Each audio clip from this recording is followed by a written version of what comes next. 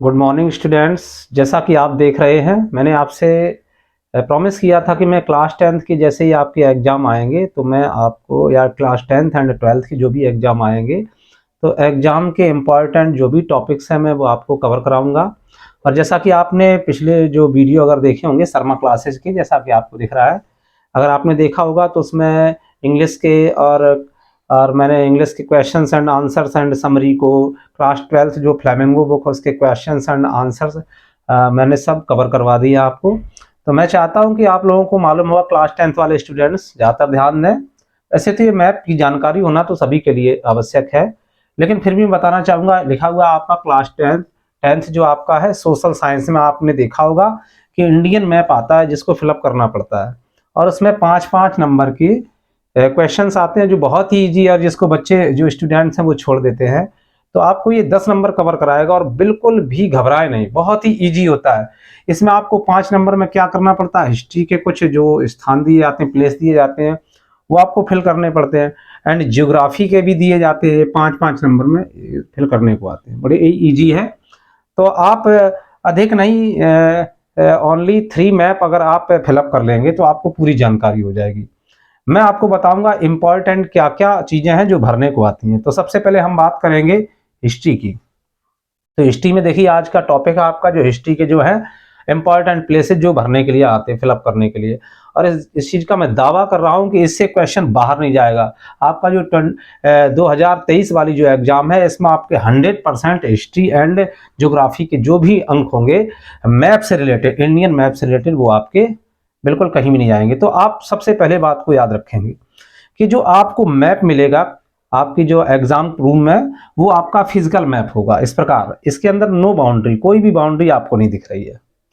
तो आप सबसे पहले क्या काम करें, इनकी बाउंड्री भरना सीखें। बाउंड्री भरने के लिए मैं आपको एक वीडियो बना दूंगा कि किस प्रकार से आप बाउंड्री को फिल करें। ऐसे कई यूट्यूब पर कई वीडियो हैं जिसमें बाउंड्री को भरना दिखाया गया, इंडियन मैप को कैसे बनाएं। चाहे भले ही आपसे गलत बने, लेकिन फिर भी आप बनाने की कोशिश करें, भले ही गलत बने। तो मैं आपको बताता हूं कि इसमें इंपॉर्टेंट, देखिए आपका इंपॉर्टेंट जो है, आप देखेंगे जो इंपॉर्टेंट है, मैं उनकी जानकारी बाउंड्री बताता चलूंगा जो इंपॉर्टेंट है, क्योंकि एग्जाम आपके बिल्कुल करीब है। तो देखते हैं कि आपका जो ये वाला पार्ट है, ये वाला पार्ट आपको दिख रहा होगा। अगर वीडियो क्वालिटी में कोई कमी हो तो आप उसको एडजस्ट कर लें। ये आपका पार्ट जो है, इसको क्या बोलेंगे, ये जो पार्ट मैंने बना दिया ये आपका दिख रहा है। ये आपका राइट हैंड पे अगर जाते हैं तो ये जो एरिया है, अगर इसमें लाइन अगर यहाँ से यहाँ तक खींच दी जाए तो जो एरिया इधर का होगा वो ईस्ट कहलाएगा, और जो इधर का है वो आपका वेस्ट कहलाएगा। अगर हम एक लाइन यहाँ से कर्क रेखा भारत के बीचों बीच से गुजरी, अगर इसको हम खींच दें तो जो ऊपरी भाग है उसको हम क्या बोलेंगे, नॉर्थ, और नीचे जो भाग है साउथ बोलेंगे, अर्थात उत्तर भारत और दक्षिण भारत। तो सबसे पहले आपको एक मोस्ट इंपॉर्टेंट क्वेश्चन हो गया आपका कि भारत के बीचों बीच से कौन सी रेखा गुजरी है, कर्क रेखा गुजरी है। कर्क रेखा पर स्थित कौन कौन से इंडियन स्टेट्स हैं वो पूछे थे, मैं वो भी बताऊंगा आपको। तो सबसे पहले आप ध्यान दें, आपका वेस्ट जो है इंडियन स्टेट है, इसका नाम है गुजरात। तो यहाँ पर मैं शॉर्ट में लिखे दे रहा हूँ, आप भी अपना पेन उठा के, पेंसिल उठा के इस प्रकार से वर्क स्टार्ट कर दें। तो जी फॉर गुजरात। आप गुजरात जानते हैं, गुजरात तो वैसे भी आप जान रहे, इस समय पॉलिटिकल लीडर्स जो हैं वो भी बहुत ऊंचाई पर हैं। एंड जो अपने इंडियन, जो अपने भारत के राष्ट्रपिता रहे हैं, जो फादर ऑफ नेशन रहे हैं, वो भी महात्मा गांधी रहे हैं। और जैसे कि आप जानते हैं द्वारकाधीश श्री कृष्ण जी, उनके बारे में भी कहा था, गुजरात में भी उन्होंने द्वारका बनाई थी। तो इस प्रकार बहुत सारी, अहमदाबाद जैसी सिटी तो बहुत ही ज़्यादा फेमस है, आप जानते हैं। तो ये सारी चीज़ें, और भूकंप का जो एरिया है वो भी आपका बहुत ज़्यादा फेमस है। तो बहुत सारी चीज़ें गुजरात में फेमस, इसलिए गुजरात से जरूर एक क्वेश्चन आता है। तो आप ध्यान से देखेंगे, ये आपका क्या है, गुजरात, इसको आप पहले देखें, ठीक है। इसके बाद गुजरात से जब क्वेश्चन आता है, और आपको मालूम है कि अभी फिलहाल हाल ही में मोदी जी ने धारा 370 को खत्म किया था, वो आपको मालूम है, वो आपका जम्मू कश्मीर पूरा पूरा था। ये क्या था, कश्मीर था, ये पूरा जम्मू कश्मीर था। ये क्या था, यहाँ पर आप जान रहे धारा 370 क्या है, इसके लिए आप डिटेल में जानने के लिए यूट्यूब पे वीडियो देखें, क्योंकि मैं तो एग्जाम से रिलेटेड बता रहा हूँ। तो सबसे पहले इसमें ये जानेंगे कि जो पाकिस्तानियों ने 1947 में देश आजाद हुआ था, और 1948 में क्या किया था, हमारी जो जमीन थी वो क्या कर ली, कब्जा कर ली थी। और कब्जा कर ली उस जमीन को क्या कहा गया, पीओके। तो आप देखेंगे जो ये वाला भाग है, इसका लगभग 30% एरिया उन्होंने कब्जा कर लिया। आप देखते हैं कहाँ तक है 30% एरिया, ये आपका देखिए यहाँ तक 30% एरिया और उन्होंने ये कब्जा कर रखा है। आपको दिख रहा होगा जो भी एरिया है ये आपको क्लियर दिख रहा होगा, ये पूरा पीओके कहलाता है। पीओके में ही गिलगित आता है। गिलगित स्थान जो है पूछा गया है। K2 जो काराकोरम है आपकी, जो सबसे ऊंचा पर्वत है, भारत का सबसे ऊंचा पर्वत है, लेकिन भारत का सबसे ऊंचा पर्वत ये नहीं कह सकते क्योंकि ये तो पाकिस्तान के कब्जे में, पीओके में। इसलिए हमारा है सबसे ऊंचा जो है कौन है, कंचनजंगा, जो कहां पर है, सिक्किम में। तो भारत का सबसे ऊंचा अगर पूछा जाए तो सिक्किम। और अगर हमारा भारत पहले आजाद, मतलब पहले गुलाम, पहले ये पीओके यहाँ पर कब्जा नहीं किए हुए था, तब हमारा सबसे ऊंचा कौन था, K2 काराकोरम जिसको बोलते हैं। तो ये पीओके है, इसको क्या बोलेंगे, पीओके। जो एरिया जो आपको दिख रहा है ये पीओके, पाक ऑर्गेनाइज्ड कश्मीर, पाक अधिकृत कश्मीर, ये पीओके है। मुजफ्फराबाद इसकी राजधानी बनाए हैं पीओके की, ठीक है, कौन, पाकिस्तानी लोग। अब देखते हैं अस्काई चाइना। तो चाइना ने भी क्या किया था, चाइना ने भी कुछ स्थान घेर लिया था। तो वो देखते हैं स्थान कितना घेर लिया। तो उन्होंने 10% एरिया को कब्जा कर लिया था। कितना, 10% एरिया। तो इसको बोला जाता अस्काई चाइना। चाइना क्या बोला जाता, अस्काई चीन, अस्काई चीन। ये हमारा भारत नहीं है। अगर चाइना अपना मैप दिखाएगा तो हम इसे अपने हिस्से में दिखा रहे हैं, ये वाला हिस्सा हम अपने में दिखा रहे हैं, लेकिन चाइना अपने में दिखाएगा और पाकिस्तान ये वाला एरिया अपने में दिखाएगा, ठीक है। वैसे रियल में है तो हमारी, अब कब्जा कोई कर रखा है, ये बात अलग है। अब इस प्रकार से अपना कश्मीर बसता है, देख रहे हैं आप लोग, इस प्रकार से क्या बसता है, अपना कश्मीर बसता है। अब कश्मीर बच रहा है तो इसमें क्या था, 370 धारा लगी हुई थी। तो 370 धारा को क्या किया मोदी जी ने, मोदी जी ने इस प्रकार से ये वाला एरिया जो है ये कर दिया, किसका, ये वाला जो एरिया है इसको कह दिया कश्मीर। क्या कह दिया, कश्मीर। इसको बोला कश्मीर, इसको कश्मीर कर दिया। ये मतलब बना दिया, क्या बना दिया, केंद्र शासित प्रदेश बना दिया। अच्छा, जो ये एरिया, ये बड़ा एरिया है, इसको बना दिया क्या, लद्दाख। आप जानते हैं सबसे ठंडा है अपना, भारतीय सेना का कमान मुख्यालय जो है यहाँ पर। तो देखते हैं क्या है, सबसे उच्च जो है हमारी जो यहाँ पर दिया गया आपका लद्दाख। ये लद्दाख, लद्दाख में मात्र 2 ही जिले हैं, और एक लेह है और एक लद्दाख। अगर कोई पूछता है कारगिल कहाँ है, तो कारगिल यहाँ पर है, यहाँ पर, ये लद्दाख में आता है। लद्दाख में 2 ही जिले हैं, एक है आपका कौन, लेह, और एक लद्दाख। तो देखते हैं यहाँ पर जनसंख्या बहुत ही कम निवास करती है क्योंकि ये ठंडी जगह है, बहुत ही ज्यादा ठंडा प्रदेश। अब देखते हैं कश्मीर की खासियत क्या है। कश्मीर ये जो है आपका है, कश्मीर तो आपका ये है श्रीनगर, ये आपका यहाँ पर ये श्रीनगर पॉइंट मैंने रख दिया, और यहाँ पर आता है नीचे की ओर आता है जम्मू। तो ध्यान देखेंगे, ऊपर वाला एरिया क्या है, श्रीनगर, और नीचे वाला क्या है, तो दिख रहा होगा। क्वालिटी को आप अच्छा कर लें, अपने एडजस्ट कर लें तो आप और क्लीन दिखने लगेगा। मैं वैसे कोशिश तो कर रहा हूँ। तो ऊपर वाला जो एरिया है ये श्रीनगर, तो सर्दियों में राजधानी कहाँ रहती है, जम्मू कश्मीर। ये नीचे वाला एरिया, क्योंकि ठंड वहां ऊपर श्रीनगर में ठंड पड़ने लगती है, तो 6 महीने राजधानी कहाँ रहती है, यहाँ जम्मू में। और जब गर्मी पड़ने लगती है इस एरिया में, तो राजधानी कहाँ कर दी जाती है, यहाँ पर। ये पुराने टाइम की बात है, जब 370 धारा लगी हुई थी, तो राजधानी 6-6 महीने अगर बट रही है, 6 महीने जम्मू में, 6 महीने श्रीनगर में, तो किसकी राजधानी है, इसकी या कश्मीर की। ये है आपका कश्मीर। कश्मीर में काफी जिले हैं, लेकिन लद्दाख में मात्र 2 जिले हैं, लेह एंड लद्दाख। क्लियर हो गया आपका। तो इनसे यही बात सिर्फ बता दे रहे हैं आपको कि अगर पूछ दिया जाए मुजफ्फराबाद कहाँ है, तो मैंने बता दिया। इसी के अंदर आप कहीं भी निशान लगा दें। पहली बात तो मुजफ्फराबाद यहाँ पे है, ये मैंने जो पॉइंट रखा है यहाँ है मुजफ्फराबाद। गिलगित आपका ऊपर है, काराकोरम यहाँ पर है। तो इस प्रकार आप देखते जाए, दोबारा वीडियो को रिवर्स करके देख लें या दोबारा देख लेना, क्योंकि मैं इन चीजों को लिखूंगा नहीं, आपको समझा रहा हूँ, आप बस लिखते चले जाइए, नहीं आप भूल जाएंगे। फिर से एक बार देखते हैं, ये आपका जो एरिया मैंने अभी लाइन ये वाली जो खींची है, ये वाली जो लाइन है, ये 30% भाग है पूरा कश्मीर का।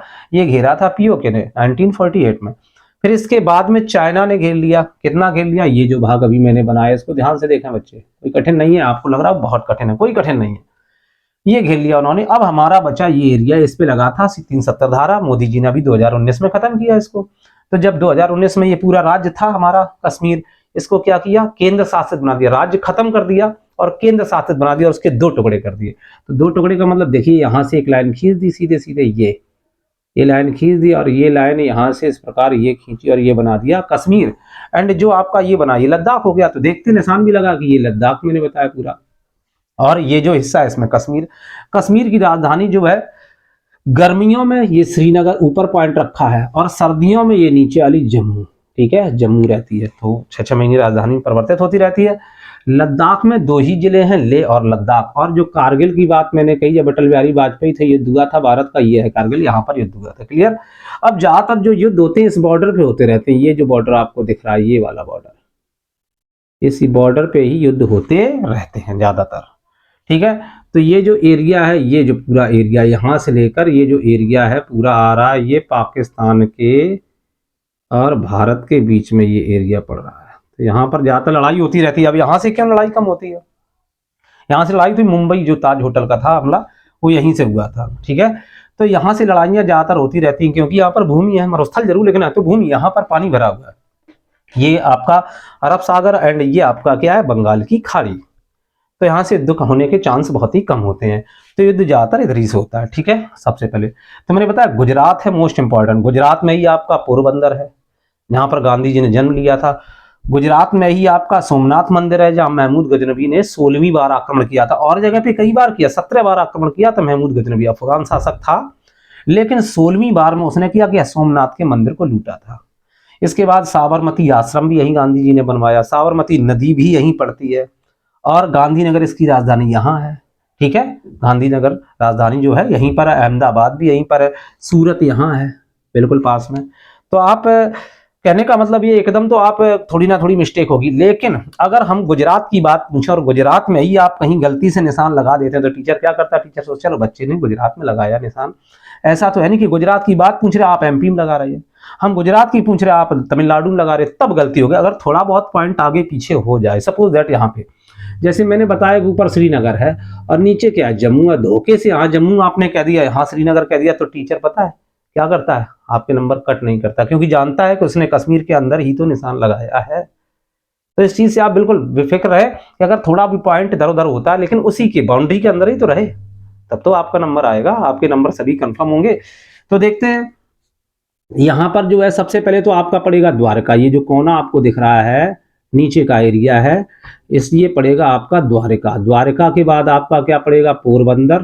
पोरबंदर के बाद आपका क्या पड़ेगा? सोमनाथ, ठीक है, सोमनाथ पड़ेगा। ये मोस्ट इंपॉर्टेंट प्लेस है। क्या क्या आपका सबसे पहले आपका मैंने क्या बताया? द्वारका, जहां कृष्ण भगवान ने अपनी नगरी बनाई थी। क्यों बनाई थी? क्योंकि जरासंध के डर के, अब डर का हो चाहे कुछ भी, जनता को कष्ट पहुंचाता था। भगवान कृष्ण को तो डर नहीं लगता था जरासंध से, जो कंस का ससुर था, लेकिन उनकी जनता को तंग करता रहता था, इसलिए उन्होंने यहाँ पर नगरी बनाई थी। द्वारकाधीश तभी कहा जाता है कृष्ण भगवान को। यहाँ पर बिल्कुल किनारे अरब सागर, यहीं पे पानी है बहुत ज्यादा, जब भी आती बाढ़ वगैरह सबसे पहले यहीं पे आता है पानी वगैरह। तो सबसे पहले क्या हो गया? ये द्वारका हो गया, D for Dwarka, P for Porbandar. Gandhi ji आप जानते हैं, गांधी जी का जन्म यहीं हुआ था 1869 में, ठीक है।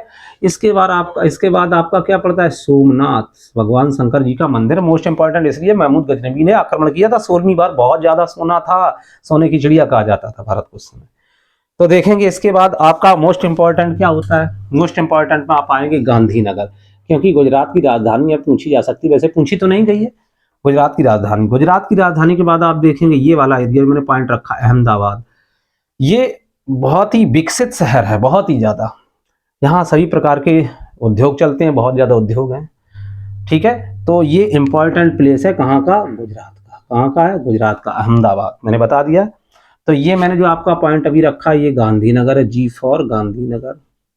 और ये जो आपका एरिया है, ये जो मैंने लाइन खींच दी है, ये हो गया अहमदाबाद, AH बना दिया, AHM, अहमदाबाद, मोस्ट इंपॉर्टेंट। अच्छा, ये जो ऊपर का एरिया, ये वाला एरिया जो ऊपर वाला, ये मुंह जैसा बना है, इसका बीच में क्या है? ये कौन सी खाड़ी है? गुजर, ये किसकी है? कच्छ की खाड़ी है। और ऊपर वाला एरिया ये पूरा कच्छ है, ये ऊपर वाला। अब यहाँ पर जनता बहुत ही कम निवास करती, क्योंकि यहाँ पर ज्यादातर क्या आते रहते? भूकंप। यही जो आपका एरिया, ये वाला जो मैंने एरिया बना रखा है, इसी में भूकंप आता रहता है। यहीं पर भुज है, आपने मूवी भी देखी होगी, जो अभी अजय देवगन ने बनाई थी, यही भुज है। तो सबसे बड़ा अगर गुजरात का जिला पूछा जाए तो कौन है? कच्छ। और कच्छ में ही कच्छ का रण है, यही है कच्छ का रण। यहीं पर लूनी नदी यहाँ से निकली है राजस्थान से, और यहीं पर कहीं ना न जाने कि कहाँ पे विलीन हो गई, लेकिन कच्छ रण वो कहीं सागर में मिलती हुई नहीं दिखाई पड़ी है। ऐसी कौन सी नदी जो किसी भी सागर या किसी भी खाड़ी में मिलती हुई नजर नहीं आई? वो कौन सी है? लूनी नदी, बहुत ही छोटी नदी है, तो जो कच्छ में कच्छ के रन, जिसी को कहते हैं कच्छ का रन, यहीं पर विलीन हो गई। यहीं पर भूकंप एरिया है जहां पर जनसंख्या बहुत ही कम रहती है। तो जनसंख्या इस साइड रहती है, नीचे साइड, ये वाला जो एरिया सबसे ज्यादा जनसंख्या यहाँ पर रहती है। तो आपने डॉट डॉट पॉइंट देख लिया, एक कच्छ सबसे बड़ा जिला है और कच्छ का रन है। आगे देखते हैं, सूरत यहाँ का मोस्ट इंपॉर्टेंट स्थान है। जो सूरत है, आप तो जानते हैं सूरत में क्या क्या हुआ था। दांडी यात्रा किसने की थी? यहीं पोरबंदर से गांधी जी गए थे और दांडी यात्रा की थी, नमक आंदोलन चलाया था, ठीक है। और क्या हुआ था यहाँ पर, एक ऊपर से इसके जो सूरत के ऊपर से कौन निकल रही है? वो निकल रही है आपकी नर्मदा नदी। सूरत के नीचे से कौन निकल रही है? तापी नदी, जिसको ताप्ती नदी पढ़ा जाता है। दो नदियां ऐसी बताओ जो पूरब की ओर नहीं बही बल्कि पश्चिम की ओर बही हैं, वो कौन की? नर्मदा और ताप्ती। तो नर्मदा और ताप्ती सूरत के ही, सूरत बीच में है, नर्मदा ऊपर से है, ऊपर का मतलब नॉर्थ से, और जो ताप्ती है वो कहाँ से? साउथ से है। तो सूरत के नॉर्थ एंड साउथ से दो नदियां, महत्वपूर्ण नदियां, ये दो नदियां ऐसी हैं, दोनों झरना, अर्थात इधर जो भी नदी गिरेगी पश्चिम की साइड, ये ऊंचा स्थान है, इसलिए जो भी नदी गिरेगी डेल्टा नहीं बनाएगी, वो क्या बनाएगी? झरना बनाएगी। तो नर्मदा नदी पर धुआंधार जलप्रपात और बना है यहीं पर। और ये जो गर्दन जैसी, वो मोस्ट इंपॉर्टेंट है, इसको बुलाया था खंबात की खाड़ी। ये जो गर्दन है बनी गुजरात की, इसको क्या बोला जाता है? खंबात की खाड़ी। यही खंबात की खाड़ी से अरब सागर में मिली है कौन? नर्मदा नदी। सूरत के ऊपर और सूरत के नीचे से, ऊपर से कौन गई? सूरत के नर्मदा नदी, और यहाँ झरना बनाती है। और सूरत के नीचे से कौन गई है? ताप्ती नदी, ये भी झरना बनाती है। लेकिन नर्मदा नदी का बहुत विशालकाय झरना है जिसका नाम है धुआंधार जलप्रपात। मोस्ट इंपॉर्टेंट है, पूछा जाता है। आप देखते हैं, आपका ये तो आपका हो गया गुजरात। इंपॉर्टेंट मैंने जगह आपकी मोस्ट इंपॉर्टेंट है, 100% इससे पूछा जाएगा। क्लियर हो गया? अब हम लोग बात करते हैं, किसकी बात करेंगे? अब जो भी मोस्ट इंपॉर्टेंट होगा उसकी हम बात करेंगे। देखिए, मोस्ट इंपॉर्टेंट आपका क्या है? मोस्ट इंपॉर्टेंट आपका है महाराष्ट्र। कौन आता है? महाराष्ट्र। ये देखिए महाराष्ट्र का एरिया, ये है महाराष्ट्र का एरिया। महाराष्ट्र में आपको मालूम होना चाहिए महाराष्ट्र में क्या है। मैंने ऐसी बना दिया, थोड़ी बहुत आगे पीछे है, लेकिन फिर भी मैं आपको बाउंड्री अनुमानित बता रहा हूँ, क्योंकि आपका एग्जाम बहुत ही पास है। आपको पूरा अगर एक एक करके एक पॉइंट बताऊँ तो बहुत टाइम लगेगा, तो इतना आप बना लो, इस प्रकार से बना लो, ठीक है, आयताकार टाइप का बना लो।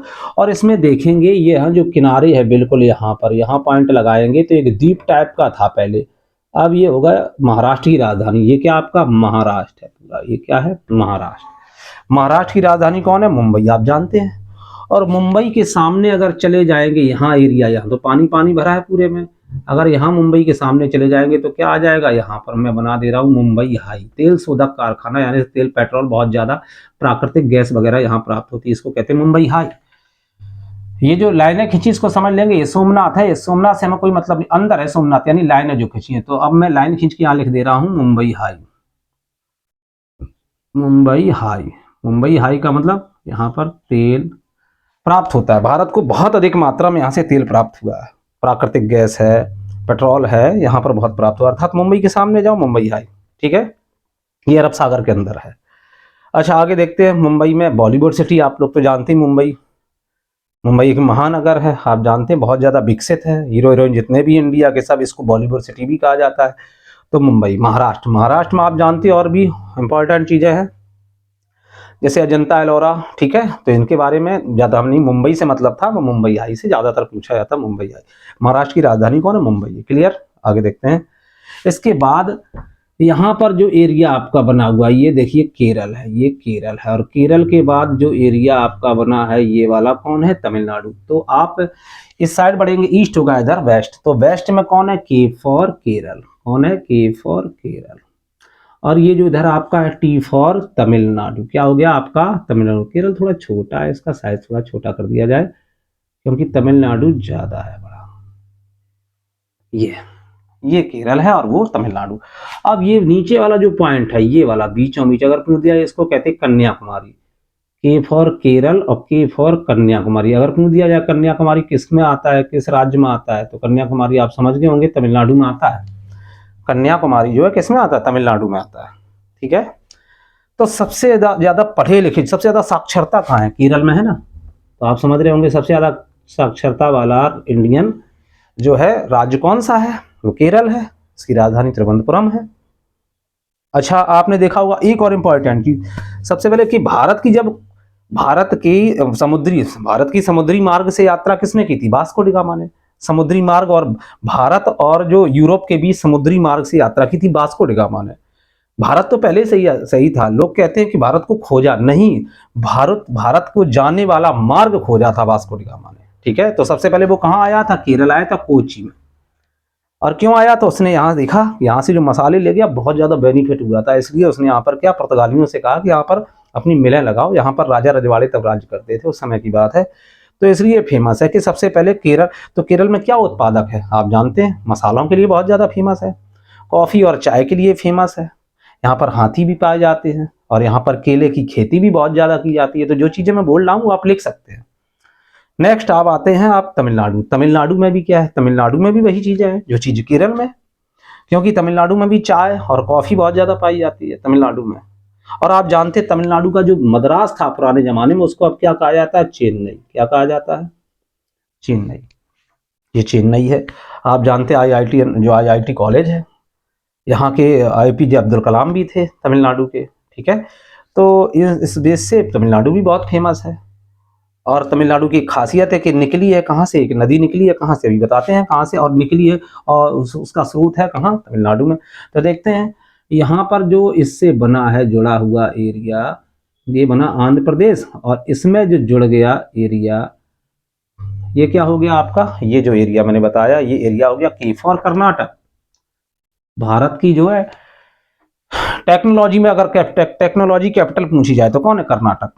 टेक्नोलॉजी, यहाँ की टेक्नोलॉजी बहुत ही फेमस है। बेंगलोर जैसे आपने जाना है तो बेंगलोर, और बेंगलोर और महाराष्ट्र के बीच में एक राज्य है, भारतीय राज्य, बड़ा ही छोटा है, क्षेत्रफल की दृष्टि से छोटा, लेकिन जनसंख्या इसमें अच्छी है। ठीक है, तो इसका नाम क्या आप लोग समझ गए होंगे? गोवा। क्या नाम है इसका? जी फॉर गोवा। गोवा घूमने जाते हैं, समुद्र तट का नज़ारा लोग देखते हैं। गोवा की कमाई क्या है? पर्यटक लोग जाते हैं वहां पर, टैक्स देते, किराया देते, वही उसकी कमाई है। तो यहाँ आपने देख लिया गोवा किस साइड? पश्चिम एरिया में, इंडिया के पश्चिम एरिया में। क्या ये सारे मैंने आपको बता दिए इंडियन स्टेट क्यों फेमस है। तो कर्नाटक की राजधानी कौन है? बेंगलुरु है। ठीक है, इंपॉर्टेंट। और यहीं पर सोने की खान और है। सोने की खान अब तुम्हें नहीं पता कहाँ है, तो कहीं भी एक पॉइंट लगा दो, सोने की खान यहाँ है, कोलार यहाँ है, यहाँ यहाँ। टीचर कभी भी गलत नहीं करेगा। कर्नाटक में क्या है? कोलार नाम का स्थान है जहां पर सोने की खान है। यहीं से एक नदी निकली है, कुर्ग से, यहीं पर कुर्ग पड़ता है, कुर्ग से एक नदी निकली और बहते बहते कहाँ चली गई? तमिलनाडु से होते हुए निकल गई, और जो भी पूरब की ओर जाती है वो मिट्टी लेके जाती है, बहुत सारा डेल्टा, डेल्टा मतलब बहुत सारी मिट्टी इकट्ठा कर देती है। इसका नाम है कावेरी नदी। ये मैंने डॉट डॉट करके बना दिया, एक कावेरी नदी है यहाँ पर, कावेरी नदी। ठीक है, तो नदियों का मैं एक अलग से बना दूंगा, तो इसमें मैंने फिर भी बता दिया, अगर चाहे तो आप बना लें क्योंकि आपके पास समय है कम। तो कावेरी नदी बहुत ही फेमस है, जो निकली है कर्नाटक से, और उसका स्रोत है बंगाल की खाड़ी में। मतलब उद्गम कहाँ है? कर्नाटक, कुर्ग जिला, और वो चलती हुई चलेगी तमिलनाडु से। उसका नाम है कावेरी। कावेरी, अगरबत्ती, ये वगैरह सब नदियों के नाम तो है ही। और देखते हैं कर्नाटक में मैंने बता दिया, कुर्ग जिला बड़ा ही फेमस है। क्लास 10th जो आपका कुर्ग जिला दिया गया है, द ग्लिम्सेस ऑफ इंडिया, बताया जाते हैं कि अपने यहाँ का जो पहला जनरल था, चीफ जनरल यहीं का था। यहाँ के लोग मार्शल आर्ट जानते हैं क्योंकि अरब देश के लोग यहाँ पर आए थे, कहीं जा रहे हैं युद्ध करने, तो कुछ उनके वहीं पर रुक गए। उन्होंने देखा इधर नदी ज़्यादा है, सागर हम नहीं जा पाएंगे, यहीं रहने लगे, और बाद में यहाँ बेकर्स वगैरह बन गई, वही पाव रोटी बनाने लगे। तो यहाँ की पाव बहुत प्रसिद्ध है, फेमस है। यहाँ पर स्टंट बहुत ज़्यादा होते हैं, तो काफ़ी चीज़ों के लिए कर्नाटक फेमस है। कर्नाटक में आप जानते होंगे उसका नाम क्या है? टीपू सुल्तान हैदर अली। आपने देखा होगा, आपने सुना होगा। मैसूर बहुत ही फेमस है, कुर्ग जिले से मैसूर पास में है। ठीक है, तो मैसूर भी यहीं पे है। टीपू सुल्तान हैदर अली का नाम सुना होगा शायद आपने। तो आगे देखते हैं, इसी में आपका दिया गया है ये छोटा सा एक ये एरिया, ये बना दिया मैंने। ये देखो, ये तमिलनाडु हो गया, ये आपका क्या हो गया? ये हो गया आपका आंध्र प्रदेश। आंध्र प्रदेश, AP बना दिया। आंध्र प्रदेश यहां तक था, लेकिन अब ये बीच में लाइन खींच दी गई, तो ये क्या बन गया? ये जो ऊपर का एरिया, इसको कहा गया तेलंगाना। तेलंगाना, तेलंगाना। आंध्र प्रदेश के, जब आंध्र प्रदेश को 2 भागों में बांट दिया, तो ऊपर वाला जो भाग था वो तेलंगाना हो गया, नीचे वाला आंध्र प्रदेश। अब आंध्र प्रदेश की राजधानी अमरावती बनाई जा रही है, और तेलंगाना की आप समझ रहे होंगे हैदराबाद, क्योंकि पहले पूरी राजधानी इन दोनों की क्या थी? हैदराबाद। अब हैदराबाद आ रहा है किसमें? तेलंगाना के एरिया में। तो हैदराबाद राजधानी अब तेलंगाना की होगी, और आंध्र प्रदेश की क्या होगी? अमरावती। अभी काम चल रहा है कहाँ पर, हैदराबाद में ही काम चल रहा है दोनों का। और जो अमरावती राजधानी बनाने का ठेका जो दिया गया सिंगापुर को दिया गया। क्यों दिया गया? क्योंकि सिंगापुर जो है सबसे ज़्यादा भारी सामान को ले जाने वाला बंदरगाह है, सबसे ज़्यादा भारी सामान लाना और ले जाने का काम वही कर सकता है पूरे वर्ल्ड में। तो सिंगापुर को ठेका दिया गया अमरावती राजधानी बनाने का। ठीक है, आगे देखते हैं। आंध्र प्रदेश फेमस क्यों है? अब आंध्र प्रदेश इसलिए फेमस है क्योंकि महाराष्ट्र से दो नदियां निकलती हैं। महाराष्ट्र से दो नदियां निकलती हैं। पहले तो निकलती है, ऊपर देखते हैं, गोदावरी। जिस प्रकार गंगा को उत्तर भारत में गंगा यहाँ से निकली है ना, बहुत ही ज्यादा महत्वपूर्ण हमारे लिए, पावन है, पवित्र है, माता है। इसी प्रकार से दक्षिण भारत में अगर गंगा कहा जाए, गंगा की उपमा किसको दी गई है? इसको दी गई गोदावरी को। किसको दी गई? ये गोदावरी ऊपर वाला देखेंगे, और नीचे वाला आप क्या बोलेंगे? कृष्णा। गोदावरी और कृष्णा महाराष्ट्र से ही निकले हैं। अगर आप चाहे तो लिख लेना, क्योंकि मेरे पास लिखने के लिए जगह नहीं, आप लिख सकते हैं। तो ऊपर का मतलब होता है उत्तर और नीचे का मतलब दक्षिण। तो उत्तर में, महाराष्ट्र में उत्तर से क्या निकली है? महाराष्ट्र के जो उत्तर एरिया है उसमें से क्या निकली है? गोदावरी। इसको बूढ़ी गंगा, बृहद गंगा भी कहते हैं कि ये गंगा जवान है, ये बाद में निकली, ये बूढ़ी गंगा है। और नीचे जो निकली कृष्णा, कृष्णा नदी है। कृष्णा नदी जब निकली है तो कहाँ से? कृष्णा नदी इस प्रकार से होती हुई तेलंगाना होती हुई सीधे आंध्र प्रदेश से यहाँ डेल्टा बना दिया। आंध्र प्रदेश में यहाँ पर क्या बना दिया? यहाँ डेल्टा बना दिया। मिट्टी गाद इकट्ठी करके ले गई, बहुत सारा डेल्टा बना दिया, दलदली भूमि बना दी। अब गोदावरी भी इसी प्रकार यहीं से निकल के गई, उन्होंने यहाँ डेल्टा बना दिया। तो सबसे ज्यादा डेल्टा कहाँ पड़ा? कहाँ पड़ा? आपको दिख रहा होगा, आंध्र प्रदेश में। आंध्र प्रदेश में दो नदियों का डेल्टा है, गोदावरी का और किसका? कृष्णा नदी का। कृष्णा नदी पे बांध पूछा जाता कभी कभी। तो कृष्ण के मित्र कौन थे? अर्जुन। तो कृष्ण क्या अर्जुन थे? नागार्जुन बांध हो गया। अर्जुन बांध का मतलब नागार्जुन। कृष्णा नदी के कृष्ण के मित्र कौन? अर्जुन। तो कह सकते हैं नागार्जुन बांध, याद रह सकते हैं। गोदावरी दक्षिण भारत, ये जो भारत अगर हम लाइन खींच दें, ऊपर वाला उत्तर भारत और नीचे वाला कर्क रेखा अगर खींच दिया, नीचे वाला उत्तर भारत, नीचे वाला दक्षिण भारत। तो दक्षिण भारत की सबसे लंबी नदी कौन है? गोदावरी। सबसे पवित्र नदी कौन है? गोदावरी। बूढ़ी गंगा कौन है? गोदावरी। ये कहां से निकली है? महाराष्ट्र से। कृष्णा और गोदावरी दोनों महाराष्ट्र से निकली। कंफर्म हो गया। और सबसे ज्यादा चावल धान का क्षेत्र कौन है? यहाँ पर सबसे ज्यादा डेल्टा कहाँ है? आंध्र प्रदेश में। तो सबसे चावल का क्षेत्र है ये, सबसे ज्यादा चावल की उपज पूछी जाती है, डेल्टा है आपका। आगे बढ़ते हैं। इसी के बाद यहाँ पर दिया जा रहा है, यहाँ पर देखते हैं, ये है आपका उड़ीसा। ये क्या हो गया आपका? उड़ीसा। ये उड़ीसा हो गया। उड़ीसा को ये पहले टाइम में कलिंग कहा जाता था, जहां सम्राट अशोक ने हमला किया था। कलिंग में कोई कलिंग को जीत नहीं सकता था, क्योंकि कलिंग की जो जनता थी वो भी सेना बन जाती थी। वो अपने राजा से बहुत प्रेम करते थे। जब सम्राट अशोक ने कलिंग पे हमला किया, यानी उड़ीसा पे हमला किया, तो वहां की जनता भी मारी गई, सभी लोग मारे गए। तो अशोक को लगा, अब बताओ किस पे शासन करें, सारी जनता मर चुकी, हम किससे टैक्स लेंगे, किसके ऊपर शासन करेंगे। और वहीं पर उन्होंने शस्त्रों का त्याग कर दिया और वहीं अपना लिया बौद्ध धर्म, और जिसको कहा जाता है कि आप बुद्धम शरणम गच्छामि। और जो अशोक जो थे उन्होंने क्या किया? अपना हिंदू धर्म अपना लिया, सॉरी बौद्ध धर्म को अपना लिया। तो ये मैंने शॉर्ट में बात बता दी। तो हमेशा याद रखना, उड़ीसा को ही कलिंग कहा गया। उड़ीसा बहुत ही फेमस है। क्यों उड़ीसा? एक तो कोणार्क में सूर्य मंदिर है। कोणार्क में यहाँ पर क्या है? सूर्य मंदिर, ये पूछा जाता है, कोणार्क। इसके बाद यहाँ पर महानदी आई है। महानदी कहाँ से? अमरकंटक से निकला। अमरकंटक की पहाड़ी है एमपी में, एमपी से निकल कर आई महानदी। और महानदी जब आई है तो विशाल का है। तो महानदी पे सबसे ज्यादा बांध बनाए गए। आपका मोस्ट इंपॉर्टेंट एक क्वेश्चन है कि महानदी पे बहुत ज्यादा बांध उड़ीसा में बने हैं। अमरकंटक से निकली है। अमरकंटक से तीन नदियां, एक तो सोन नदी निकल गई, पटना में मिल गई। एक नर्मदा नदी निकल के इधर चली गई पश्चिम की ओर। सोन नदी निकल के पटना में गंगा से मिल गई। और महानदी निकली। कौन सी निकली? महानदी। महानदी पे बहुत ज्यादा बांध बने उड़ीसा में। और जो भारत का सबसे बड़ा बांध, सबसे ऊंचा, बात अलग है, ऊंचा तो आपने देखा हिमाचल प्रदेश में, और सबसे बड़ा अगर पूछा है हीराकुंड बांध, तो महानदी से हीराकुंड बांध, महानदी पर बना हुआ है हीराकुंड बांध। कहाँ बना है? हीराकुंड बांध महानदी पर बना है। तो हीराकुंड सबसे बड़ा बांध कौन बना है? हीराकुंड बांध। किस नदी पर बना है? महानदी पर। महानदी कहाँ से निकलती है? अमरकंटक से। ये सारी बातें आप लिख सकते हैं। और ये है कहाँ पे? उड़ीसा में। उड़ीसा का पुराना नाम क्या? कलिंग नाम है। अच्छा, आप देखते हैं यहाँ पर इसी में क्या बना? बहुत बड़ा डेल्टा बन गया आके, क्योंकि ये नदी भी तो इधर मिलेगी, बंगाल की खाड़ी में। जितनी इधर पूरब की तरफ आई सब बंगाल की खाड़ी में, तो नदी मिल गई। इसमें भी डेल्टा बना। यहाँ पर भी चावल क्षेत्र है, धान क्षेत्र है। और ये जो क्षेत्र है, आप ध्यान रखना, लोहे के लिए बहुत ज्यादा फेमस है। लौह उत्पादक के लिए उड़ीसा। लौह उत्पादक में उड़ीसा, कहने का मतलब लौह उत्पादक क्या, भारत में सबसे ज्यादा खनिजों का विशाल भंडार कहाँ है? उड़ीसा में। अगर आप भूल जाए, कभी कभी आपसे पूछ दिया जाए कि ये खनिज कहाँ है, अगर आप भूल जाए तो सीधे उड़ीसा में निशान लगा देना। ठीक है, ध्यान रखना आप। तो ये आपका होगा उड़ीसा। उड़ीसा के बाद आप आते हैं पश्चिम बंगाल। पश्चिम बंगाल ये आपका पश्चिम बंगाल है। ये गिराफ जैसी गर्दन है, ये है पश्चिम। यहाँ से लेके ये तो बांग्लादेश, इससे हमें कोई लेना देना नहीं है। ये जो एरिया आपको दिख रहा होगा, यहाँ से यहाँ से यहाँ से, ये जो भी है ये पश्चिम बंगाल है। आप देख सकते हैं पश्चिम बंगाल। और यहीं पर इसकी राजधानी है, कौन है? कोलकाता। आपको अच्छे से मालूम, पहले कलकत्ता, कलकत्ता, कोलकाता। अब क्या हुआ, यहाँ पर नदी कौन है? कभी कभी नदी भी पूछ दी जाती है। तो गंगा नदी जब यहाँ से बह के आई, जैसे ही पहुंची कहाँ, पश्चिम बंगाल। पश्चिम बंगाल से एक धारा तो चली गई बांग्लादेश में गंगा नदी की, और एक जलधारा यही पश्चिम बंगाल में कट गई। और कट गई वो क्या बन गई? हुगली नदी। हुगली नदी के तट पर बना है कौन? कोलकाता। और यहीं पर है गंगा सागर। क्या है आपका? गंगा सागर, जहां पर सारे तीर्थ बार बार, गंगा सागर एक बार, ऐसा कहा जाता है।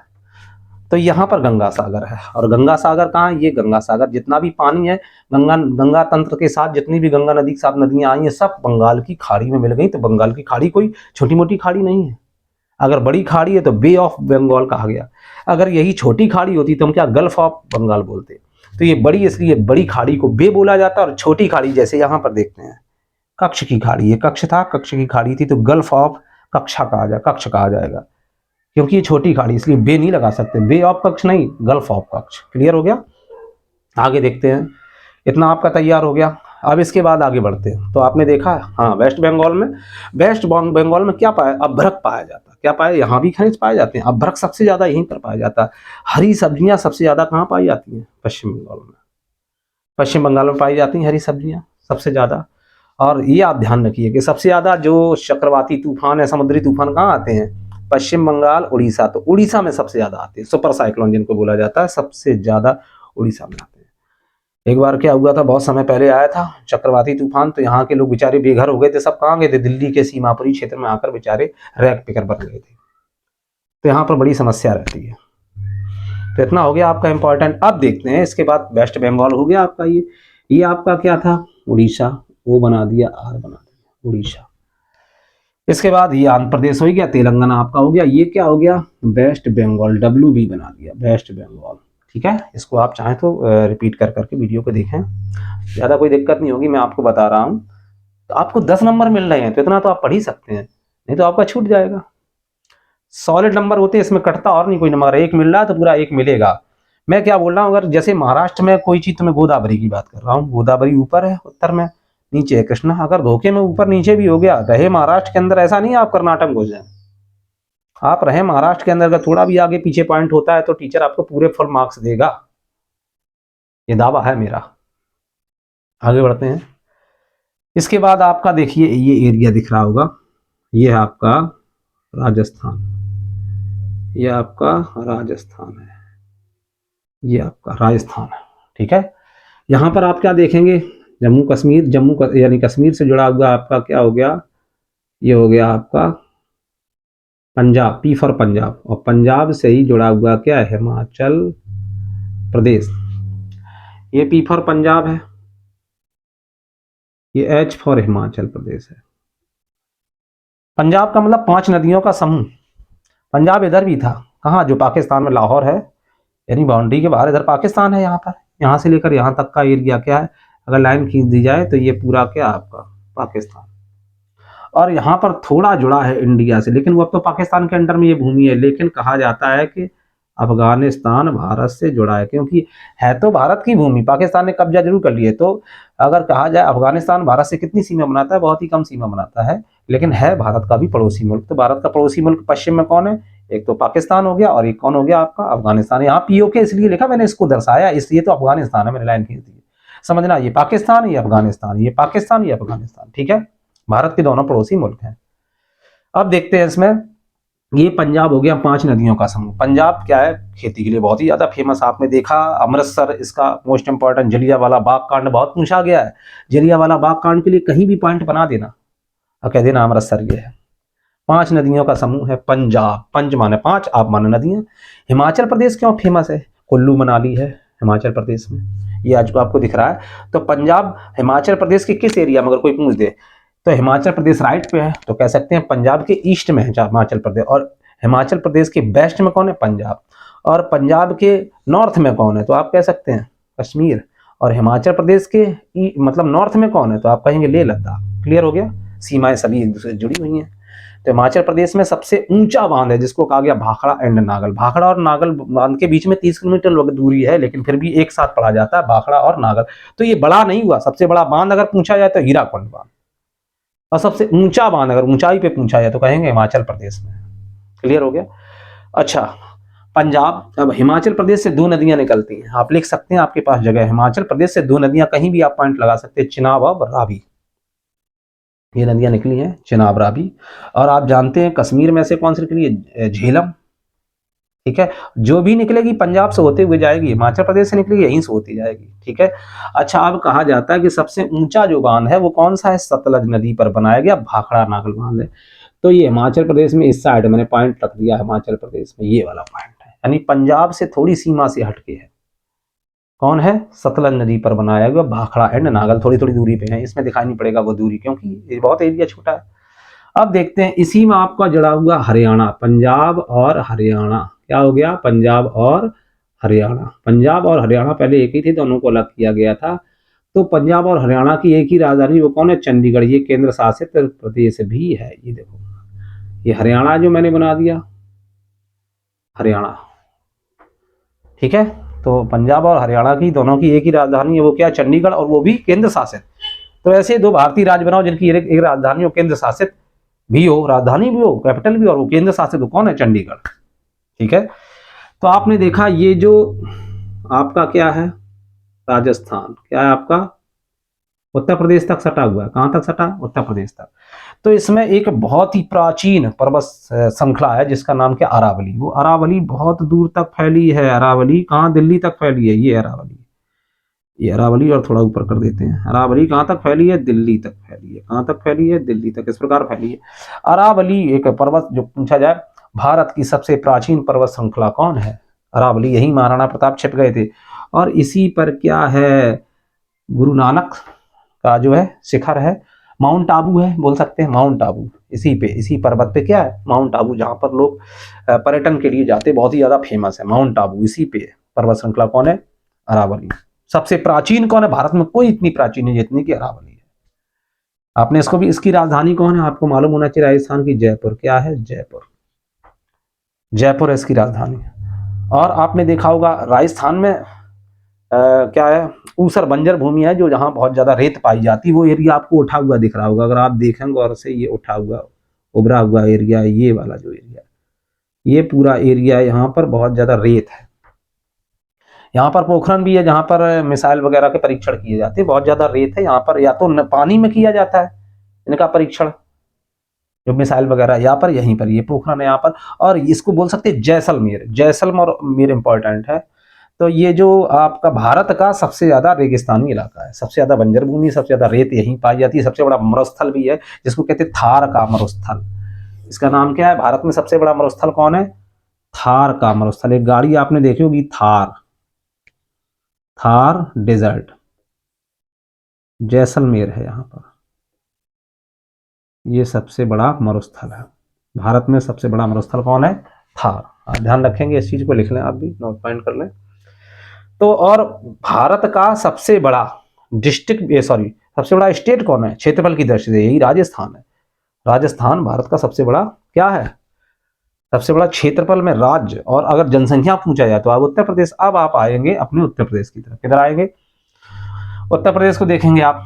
देखिए यहाँ पर, ये आपका जो एरिया है, आपने देखा, ये पहले इसको समझो, ये हो गया आपका उत्तराखंड। इसको हम लिख सकते हैं यूके, वो वाला यूके नहीं, यूनाइटेड किंगडम। यूके का मतलब हो गया उत्तराखंड। उत्तराखंड है। उत्तराखंड में एक पॉइंट मैंने ये लगा दिया, एक पॉइंट मैंने ये लगा दिया। अगर राइट पे बोला जाए तो ये पॉइंट हो गया ईस्ट पॉइंट, और पीछे वाला बोल देते वेस्ट पॉइंट। तो ईस्ट पॉइंट पे गंगोत्री ग्लेशियर है। गंगोत्री ग्लेशियर का मतलब बहुत बड़ा बर्फ का मैदान। यहां से निकली गंगा। कौन निकली? गंगा। और उसके वेस्ट में से यमुनोत्री ग्लेशियर, यहां से कौन निकली? यमुना। कौन निकली? यमुना।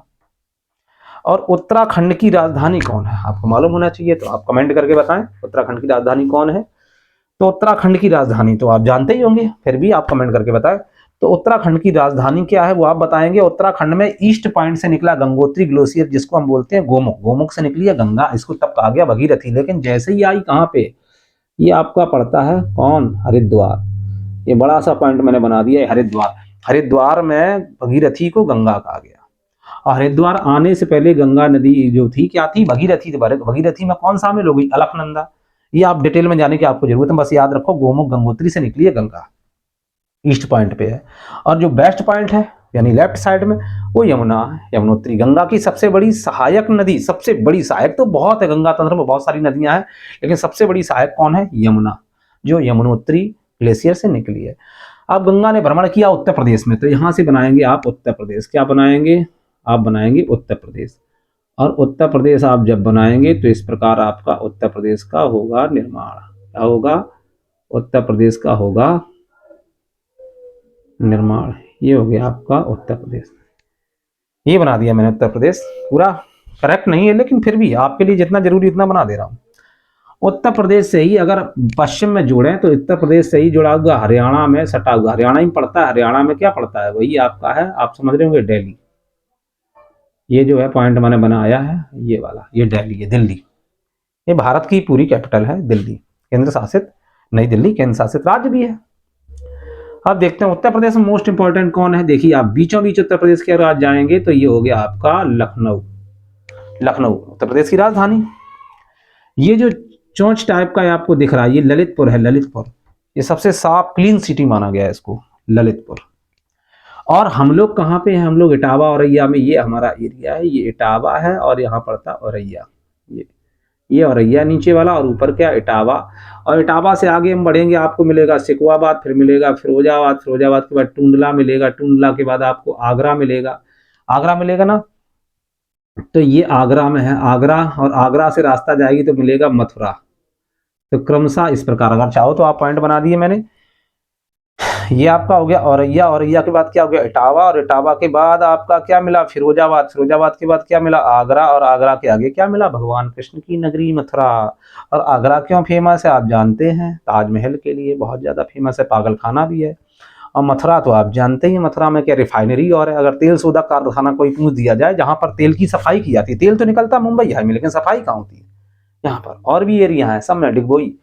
तो तेल की रिफाइनरी जो है वो कहाँ पर है, मथुरा में, भगवान कृष्ण की जन्मभूमि भी है।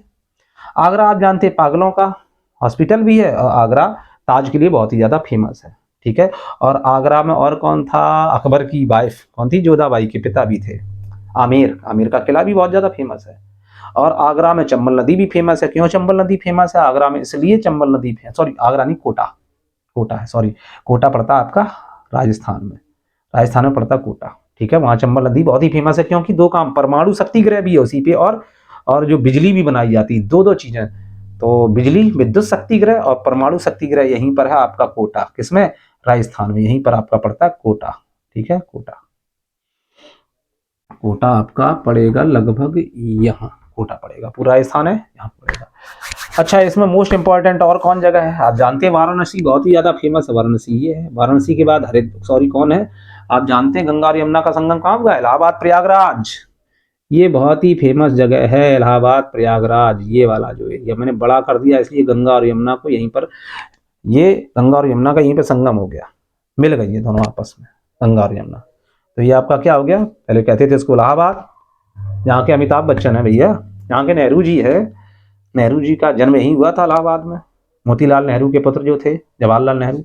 और बहुत सारी चीजों के लिए फेमस है। और यहीं पर क्या, बनारस, इसको पहले क्या बोलते थे, बनारस बोलते थे, अब बोला जाता वाराणसी। यहीं पर है काशी, काशी विश्वनाथ मंदिर, बहुत ज्यादा फेमस है शंकर भगवान के लिए, मोदी जी भी यहीं जाते रहते हैं। अच्छा, बनारस में और क्या, बनारसी पान बहुत फेमस है, बनारसी साड़ियाँ बहुत फेमस है। तो बनारस कई चीजों के लिए फेमस है, तो आप इसको भी समझ सकते हैं, ठीक है। तो आपने देख लिया उत्तर प्रदेश में, उत्तर प्रदेश में बहुत जगह फेमस है। अगर पूछ दिया जाए सबसे ज्यादा गन्ने के लिए फेमस कौन है, जहां से उत्तर प्रदेश स्टार्ट हुआ है, ये वाला एरिया, सबसे ऊपर वाला एरिया सहारनपुर, गन्ना के लिए, चीनी के लिए, और चीनी से गुड़ बनता है, गुड़ के लिए, रस के लिए, अरे भाई जो भी, उससे कागज भी तो बनते हैं, कागज बनते हैं, क्योंकि जो गन्ने की खोई निकाल के फेंकी जाती है उससे कागज भी बनता है। तो यहाँ सहारनपुर है सबसे पहला पॉइंट। अगर आप देखें तो पहला पॉइंट जो ऊंचाई पर है कौन है, सहारनपुर, सहारनपुर है। सहारनपुर के नीचे आ जाएंगे, बहुत सारे आपको मिलेंगे। तो वहीं आपको फिर मिलेगा अलीगढ़ वगैरह सब मिलेगा, यहीं पे मिलेगा। आगे देखते हैं। और ऊपर वाले इलाकों में लखीमपुर खीरी वगैरह है। सबसे बड़ा जिला अगर पूछा जाए पूरा उत्तर प्रदेश में कौन है, लखीमपुर खीरी, तो यहीं पर है। इन सब अगर ऊपर वाले जितने भी हैं उत्तर प्रदेश के राज्य, उत्तर प्रदेश के जितने भी जिले हैं, वो सब किससे किससे सीमा बनाएंगे, या तो बनाएंगे नेपाल से और या फिर किससे बनाएंगे, उत्तराखंड से। तो ये चीजें मैं नहीं बता सकता क्योंकि अभी समय आपके पास कम है और इंपॉर्टेंट चीजें ही बताऊंगा। आगे चल के कभी मैं अच्छा आपके लिए बहुत अच्छा वीडियो बनाऊंगा, इसमें आपको पूरी चीजें एक एक करके हर जितना भी, जैसे कि आपका दिया गया उत्तर प्रदेश की पूरी जानकारी, मध्य प्रदेश की पूरी जानकारी, एक एक करके सारी चीजें आपको कवर कराऊंगा। तो अभी आप एग्जाम बेस्ड चीजें तैयार करें। तो उत्तर प्रदेश में मैंने बताया सबसे बड़ा जिला कौन सा, लखीमपुर खीरी। ठीक है, उत्तर प्रदेश में सबसे बड़ा जिला कौन है, लखीमपुर खीरी। और इसमें इंपॉर्टेंट मैंने बता दिया आपका, क्या बताया आपका, मथुरा बता ही दिया मैंने कहाँ है। ठीक है, और बता दिया मैंने इलाहाबाद प्रयागराज कहाँ है, संगम के लिए फेमस है, लखनऊ कहाँ है इसके लिए, और यहीं बगल में लगी अयोध्या राम जन्मभूमि। तो आप कहीं भी पॉइंट लगा सकते हैं इसके लिए, अयोध्या लखनऊ के बगल में लगाना है, लखनऊ को याद रखना है आपको, ये लखनऊ है, ये लखनऊ है, लखनऊ। और ये वाला पॉइंट आपका क्या है, प्रयागराज, जिसको इलाहाबाद बोलते हैं। अब जस्ट आ जाए आप पूरब की ओर, जैसे ही उत्तर प्रदेश से आप पूरब की ओर बढ़ेंगे आपको मिलेंगे ये पूरा एरिया पहले एक ही था, ये पूरा एरिया पहले एक ही था, ये जो एरिया ये पूरा एक ही था, लेकिन इसको दो टुकड़ों में बांट दिया गया। कितने टुकड़ों में, ऊपर वाले को बोल दिया गया बिहार और नीचे वाले को बोला गया झारखंड, JH, झारखंड। ठीक है, आ गया। अब आप समझ रहे होंगे, बिहार खान सर यहीं के हैं, बिहार पटना राजधानी है। ठीक है, झारखंड, आप झारखंड को सबसे ज्यादा अगर यहाँ पर पूछा जाए महत्वपूर्ण कौन है खनिजों के लिए, झारखंड। झारखंड में लौह अयस्क और कोयला वगैरह सब बहुत तादाद में पाया जाता है, बिहार में भी पाया जाता है, लेकिन महत्वपूर्ण कौन है, झारखंड में। आपको बता रहा हूँ, सॉरी, अगर कभी भी आप खनिज भूल जाए, मैंने क्या कहा, या तो उड़ीसा पे लगाते हैं खनिज में, और या फिर झारखंड, ये दोनों एरिया है। छोटा नागपुर का पठार वगैरह यहीं पे है। अब गंगा नदी जो आई, गंगा नदी जब आई तो बिहार के पटना नामक स्थान पे पहुंची, पटना पहुंची, और पटना जैसे ही पहुंची यहाँ गंगा नदी आई, जैसे ही कहाँ से, यहाँ से बहती हुई आई, और यहाँ पे देखो है ये इस प्रकार से, यहाँ पटना, पटना आई गंगा। और ऊपर से नेपाल से निकलने वाली नदियां कोसी, गंडक वगैरह और घग्गर नदी, ये सभी केन नदी सब मिल गई गंगा में, विशाल प्रवाह हो गया, पानी हो गया, क्योंकि इसकी सहायक बहुत ज्यादा है, लेकिन सबसे बड़ी सहायक कौन है, यमुना, वो मिल गई आपको प्रयागराज में गंगा से। अब गंगा नदी जैसे ही पहुंची पटना, कहाँ पहुंची, पटना, पटना जैसी पहुंची तो यहाँ से एक नदी निकली थी, मैंने आपको बताया था, ये नदी देखो यहाँ से निकली थी, अमरकंटक से, मध्य प्रदेश है ये, मध्य प्रदेश में अमरकंटक से एक नदी निकली, महानदी, और चली गई कहाँ, आप तो जानते उड़ीसा। एक नदी निकली वो पहुंच गई सोन नदी, ये कहाँ पहुंच गई, बिहार। और एक नदी निकली और कहाँ चली गई, आप तो समझ रहे होंगे, एक नदी निकली और कहाँ चली गई, ये चली गई गुजरात से होते हुए महाराष्ट्र गई, महाराष्ट्र से गुजरात होते हुए उसमें बहुत बड़ा जलप्रपात बना, यानी 3 नदियां एक ही जगह से निकली, मध्य प्रदेश में एक अमरकंटक पहाड़ी, 3 नदियों का समूह है। तो एक चली गई बिहार, बिहार जाने के बाद पटना में कहाँ मिल गई, गंगा से, और दूसरी चली गई पश्चिम में, और एक नीचे की ओर बढ़ गई, जो कहाँ गई, महानदी, विशाल निर्माण किया उसने हीराकुंड बांध का। तो इस प्रकार जैसे ही पटना आई, पटना के बाद जैसे ही कहाँ गई गंगा नदी, कहाँ, आप समझ रहे होंगे कहाँ गई, पश्चिम बंगाल। पश्चिम बंगाल में एक जलधारा तो चली गई कहाँ, बांग्लादेश, ये हमारा देश है नहीं है, और एक जलधारा टूट गई, बन गई हुगली नदी, और ये कहाँ से निकली, कलकत्ता से होते हुए निकली और बंगाल की खाड़ी में। ठीक है, तो इसके बाद में आपको काफी और चीजें भी बताऊंगा, जैसे कि आपका ये वाला उभरा हुआ इलाका, ये वाला, ये बहुत पूछा जाता है, उभरा हुआ इलाका, ये सिक्किम है आपका, क्षेत्रफल बड़ा है इसका, क्षेत्रफल कम है गोवा का, लेकिन जनसंख्या यहाँ ज्यादा रहती है, क्योंकि यहाँ पर घूमने के लिए आते हैं, यहाँ पहाड़ों पर कौन जाएगा ज्यादा घूमने के लिए, तो जनसंख्या की दृष्टि से ये छोटा और ये बड़ा, गोवा बड़ा है जनसंख्या की दृष्टि, लेकिन क्षेत्रफल की दृष्टि से कौन बड़ा है, क्षेत्रफल की दृष्टि से सिक्किम बड़ा है। भारत का सबसे छोटा राज्य कौन सा है, छोटा राज्य नहीं दिया गया, सबसे छोटा कौन सा, गोवा, और जनसंख्या की दृष्टि से सबसे छोटा सिक्किम, और क्षेत्रफल की दृष्टि से सबसे छोटा गोवा। ये क्वेश्चन पूछे जाते हैं। सबसे बड़ा तो आपको बता ही दिया कौन, क्षेत्रफल की दृष्टि से राजस्थान, और जनसंख्या की दृष्टि से आपका उत्तर प्रदेश, ये जो आपका उत्तर प्रदेश मैंने बताया।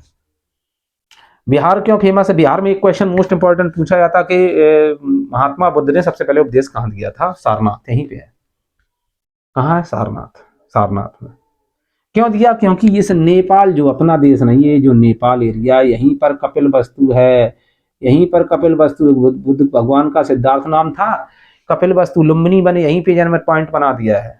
ये यूके नहीं है, यूके का तो निशान लगा, ये तो नेपाल आपका, उत्तराखंड का मैंने निशान लगा, ये है यूके, मतलब यूके बनाया मैंने उत्तराखंड को, तो उत्तराखंड को हम यहाँ लिख दे रहे यूके, और इसको हम लिख दे रहे ये नेपाल। नेपाल की राजधानी कौन है? काठमांडू।